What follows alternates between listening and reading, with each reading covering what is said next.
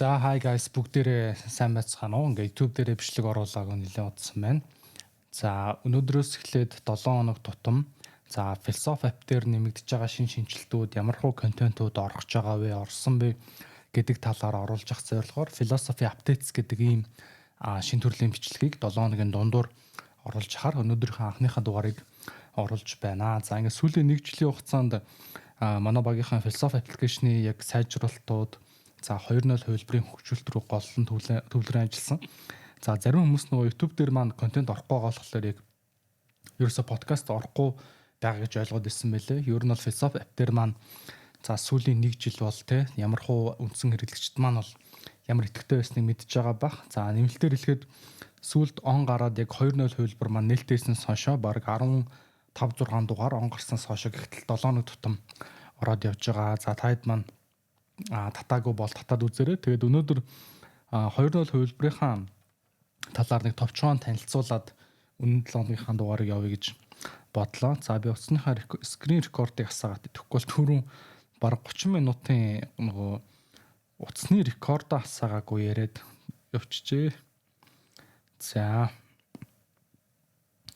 Philosophy app нээхэд доор 4 үеэр хийж харагдаж байгаа. Эхний Philosophy гэдэг зүйл бол яг одоо манай багийнхны бэлтгэн үргэж байгаа үндсэн агуулгууд танд харагдаж байгаа гэсэн үг. За эхнээс нь төсүүдтэйгээ хэдүүлээ товчхон танилцаад явъя те. За подкаст гэдэг зүйл бол яг үндсэн подкастууд маань байгаа. Тэгээд аль болох нөгөө юм монгол хэл дээр орчуулагдаагүй номуудыг илүү чанартай байдлаар хүргэж, ер нь бол яг подкаст гэдэг нэршлээс ер нь бол татгалзъя гэж бодоод байгаа л та. Яагаад тэгэхээр подкаст ч нөгөө 2000 оны ихэр Apple-ийн iPod Broadcast гэдэг хоёр үгнээс гарч ирсэн үг шүү дээ. Тэгэхээр илүүтэй монолог ч юм уу, лекц ч юм уу, зүгээр яриа ч юм уу гэж нэвтрүүлэг ч юм уу те мэдэхгүй байвал зүгээр өөр нь яг санагдаад байгаа. За подкаст дээр сүүлд хэдүүлээ ямар хуу дугаараад орсныг эхнээс нэг товчхон яриад явчих. За өмнө нь оны өмнө яг 1.0 хувилбар дээр маань байсан 2 төлбөртэй дугаар байсан. Эхнийх нь Miyamoto Musashiгийн Dokado, за хоёр дахь нь Existentialism бол хүмүүнлэг үзэл мөнгө Sartre-ийн 2 дугаар байсан. Тэгээ энэ хоёр маань бол яг юун дээр 2.0 дээр бол одоо үзэх боломжтойгоор ороод ирсэн байна. За 2.0 хувилбар эхэлж гарч ирээд Зэн буддизмын самуу хэмээх ойлголтын талаар нэг дугаар орсон. За энэ дугаар дээр бол илүү нөө Карл Юнгийн grounding буюу илүү юм сэтгэлгээ оюуны ажил хийдэг хүмүүс яг ингэж бодит ахуйн ажил руу ингэж одоо орохгүй бол ерөөдөө ингэ хийсвэр болоод тэр нь өөрөө сэтгцэд нь нөлөөлдөг ч юм уу, сэтгэлзэн ямар нэг асуудал үүсгэдэг гэдэг утгаараа Зэн буддизм бол тэрний шийдлийг самуу гэдэг ойлголтоор одоо гаргаж ирсэн байдаг. За тэрний талаарх дугаар орсон. За дараа нь Сократын үхлийн шалтгаан, за тэгээ үхлийнх нь яг шүүх хурлын процесс нь юу болсон бэ гэдэг талаарх өгүүлэх дугаар орсон байна. За ерөнхий подкастын дэтэл бол энэ харагдаад явж байгаа. За тэгээд Jack Roll Gabert гэдэг сэтгэгчийн хэрхэн Übermensch болох вэ буюу Ницшегийн те ерөвсний хүн гэдэг санааг өөрөөр тайлбарласан ном гарсан. За тэгээд энэ номыг тайлбарласан подкастыг ер нь яг хийхгүй гэж бодож байгаад хийсэн. Яагаад гэхээр бас яг олон хүн таалагдахгүй илүү тийм хурц санаанууд их гардаг учраас бас эргэлзээ тавьсан гэж.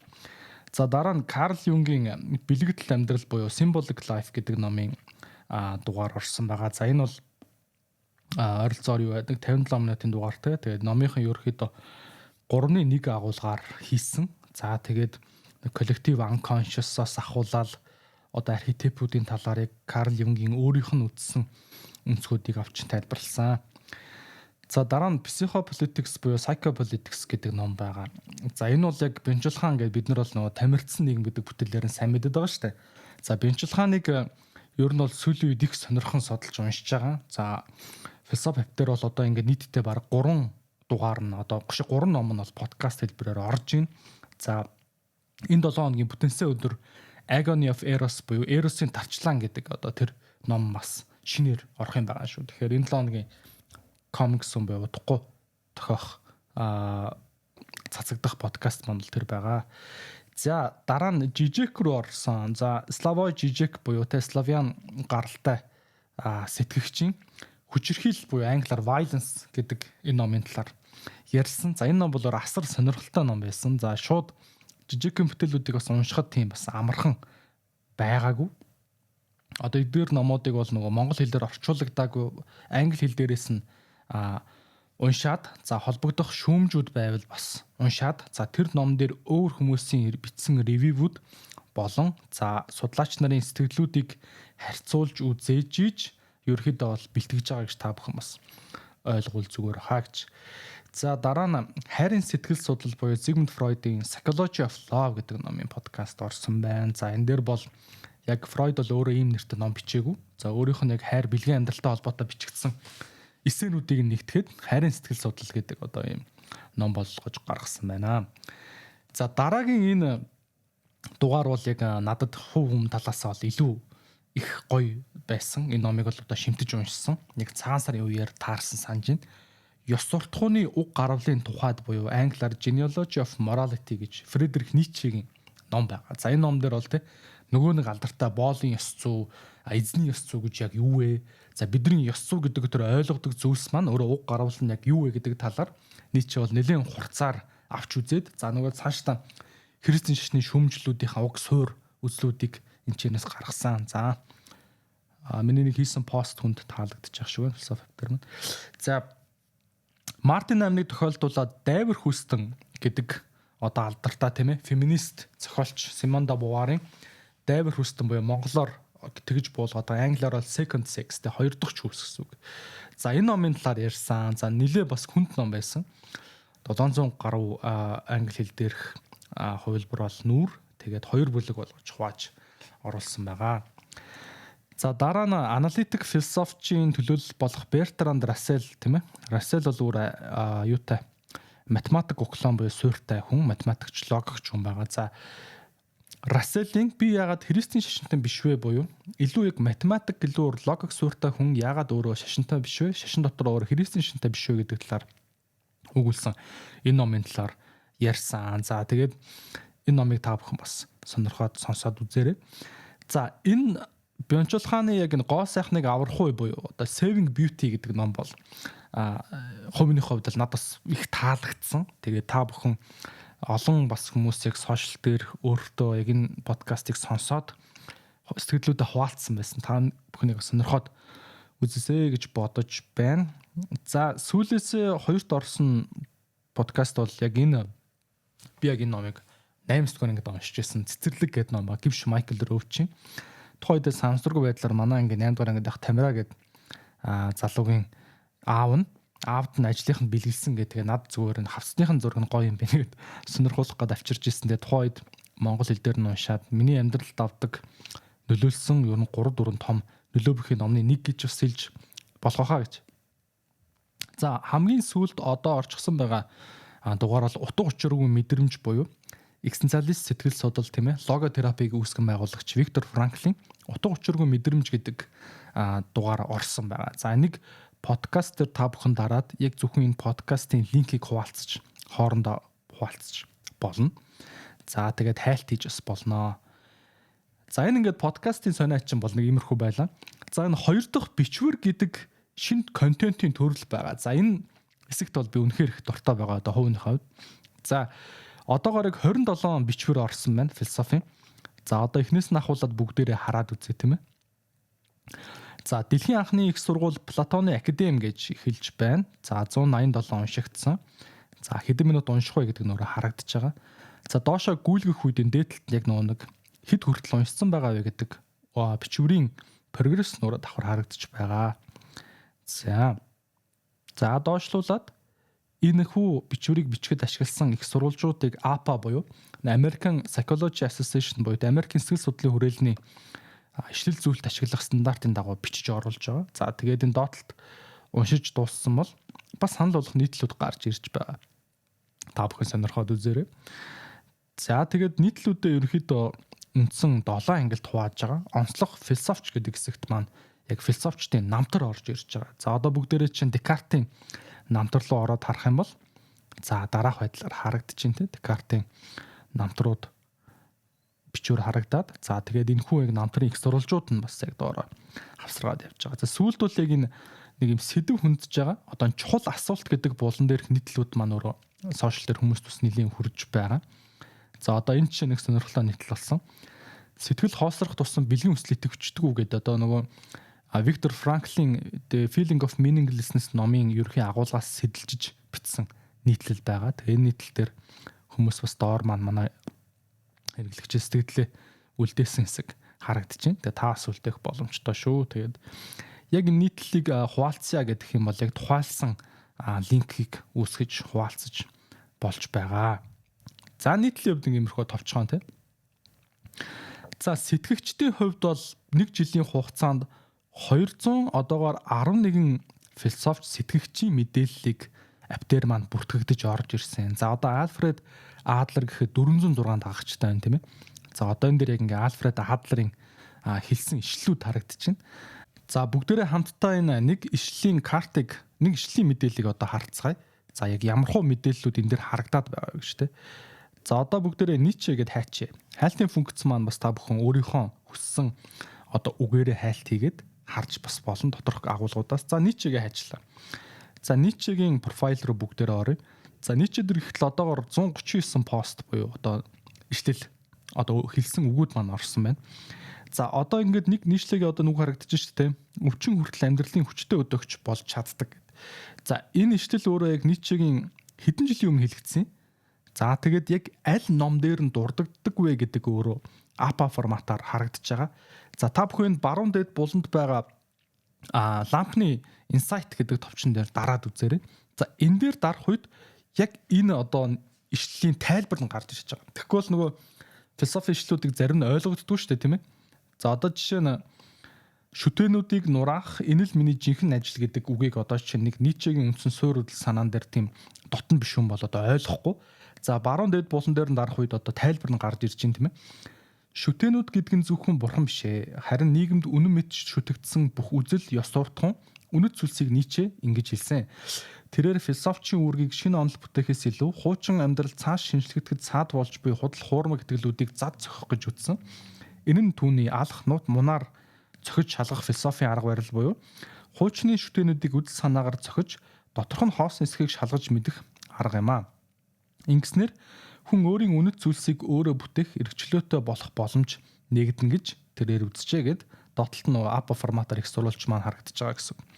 За тэгэхээр та бүхэн одоогоор л юу вэ 1835 ишлэл яг ийм байдлаар орсон байгаа. За тайлбартай ишлэл бол яг сүүлийн 400-аад ишлэл бол тайлбартаагаар нийтлэгдсэн байгаа шүү гэж.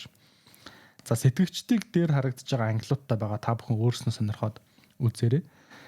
За энэ баримт хэсэгт бол яг философичны холбогдлолтой баримтуудыг зургийн хамтаар авсаргасан байгаа. Та нэг философичийн дитэйл нүүр одоо бүгдээрээ чинь Адам Смит гээ орё л да тийм ээ. Адам Смит руу ороод намтар гэдээ орох юм бол за энэ дэр Адам Смитийн холбогдлолтой намтрын баримтууд нь харагдаж байгаа гэсэн. За энэ хойтлын нэр томьёо гэдс байгаа. За энэ хэсэгт ерөнхий одоо 10 ангилал дотор одоогоор 90 нэр томьёо орцсон байгаа. За метафизик, эпистемологи, эсцүү гэдэг энэ сэдвүүд байна тийм ээ. За одоо бүгдээрээ чинь гоо зүү гэж тараад орё. За гоо зүү дотор ороод агуулга гэж яг юу юм бэ гэж тий. Одоо тодорхойлтуудыг нь уншиж болно. За энэ хэсэгт байгаа энэ дээдлийн зургуудыг бол яг манай багийнхан өөрснөө нэг бүрчлэн зурсан гэсэн. Тэгэхээр энэ хэсэг дээр бидэд аль болох одоо стиклэшн гэж ажиллахыг хичээсэн. За агуулга гэдэг энэ доотлолт харагдаж байгаа нэг үндсэн тайлбар нь. За тэрний доор байгаа нь бол одоо үгийнх нь үүсэл буюу этимологи нь. За түүний дараа жишээ хэрэглээ нь байгаа. Энэ хэсэг бас өөрөө та бүхэнд сонирхолтой санагдаж магадгүй. За ингээд яг энэ дээд талын агуулгын өөр их сурвалж нь өөрөө юу юм бэ гэдгийг харуулж байгаа. За эндээс та бүхэн сонирхсан сэдвүүдийг хараад үзэж болно. За ингээд философи дээр бол ингээд өнөөдөр гэдэг яг таслагдаад өнөөдөр орсон агуулгууд, за өчигдөр гэдэг өчигдөр орсон агуулгууд ингээд харагдаад явж байна тийм. За яг энэ философи гэдэг энэ цэс маань бол өөрөө бид хэдийг зориглоод энэ он гараа төлбөртэй болгож хувиргасан. За одоо бүгдээрээ та шууд татаад орох юм бол энэ философи гэдэг энэ дээдлийн галчгийн хойдолд титэм харагдахгүй байгаа. За яг төлбөртэй эргэлэгчнэр дээр бол яг шар өнгийн титэм харагдаж байгаа гэсэн. За би багцын талаар нэг тодорхой товчхон мэдээлэл та бүхэнд өгчээ. За философи апи маань багцууд болохоор ерөнхийн нэг л багц байгаа зөвхөн хугацааны хувьд ялгаатай. Тэгээд бид бүхэн яг өдөр болгон багада 5 одоо яг философичийн шинэ ишлэл өдөрт 1-2 шинэ бичвэр одоо нийтэлж байгаа. За нэмээд 7 хоногтой бол яг үндсэн шинэ подкаст маань бол байнгын орж байгаа гэсэн үг ээ. Тэгэхээр одоогоор л юу вэ те 30-аас 30 подкаст за 27 бичвэр 211 сэтгчин 1831 одоо ишлэл орсон байгаа. За улирлаар нь та авах юм бол тийм ээ. Одоо тэр өдрийн нэг агуулгыг 270 төгрөгөөр авч ийн гэсэн үг. За сараар нь авах юм бол 9900 бий өдрийн 330 төгрөг. Жилээр нах юм бол 76900 төгрөг байгаа. За ингээ Philosophy app маань хэрэглэгчд маань одоо яг App Store-ын lifestyle гэх категори дотор тийм ээ эхний 5 дотор ингээд 1 рүү ороод 2 руу ороод 3 руу ороод ер нь хөдөлгөөнтэй нэлээд бас татал өндөртэй хэрэглэн өндөртэй байгаа бас нэлээд талархав штэ байгаа. За дараа нь энэ хадгалсан контент гэдэг хэсэг дээр бол та одоо түрүүний жишээ нь өөрийнхөө save хийсэн контентуудыг харж болно. За видео тохируулах гэж байгаа. За энэ дээр яг одоо түрүүний харуулсан ишлүүдийг та өөрийнхөө утасны нүр хуудсан дээрээ тоглуулах боломжтой байгаа. Тэгэхээр зааврыг эндээс харж агаад хараарай. За энэ бодлоо цэс маань бол яг миний дуртай бас зүйлийн нэг. Одоогор манай Philosophy app маань хэрэглэгчид тийм ээ 6000 гаруй бодлоо хуваалцсан байна. 6000 гаруй бодол. За хэрэглэгчид маань өөрөө олон дагагчтай болж эхэлж байгаа. За одоо энэ би жишээ нэг сүүлд нэг пост хийсэн биз дээ. За та пост оруулахыг хүсэх юм бол дээр нь дараад за линк оруулж болж байгаа, зураг хуулж болж байгаа. За тэгээд энэ таны оруулж байгаа пост өөрөө бодол юм уу, уншсан зүйлээ оруулж байгаа юм уу, зүудэлсэн юм уу гэдгийг сонгоод оруулж болно. За одоо бүгдээрээ жишээ нь би энэ дээр онцлох 7 хоног болгоо нэг постыг ярьжий гэж бодсон. За одоо энэ дээр хадгалсан контент руугаа би оръё. За энэ оюун бэлгийн профайл руу орчих. За оюун бэлэг маань одоогоор 17 пост оруулаад 13 дагагчтай болсон байна шүү дээ. За ингээд сүүлийн постны бүгдээр уншъя.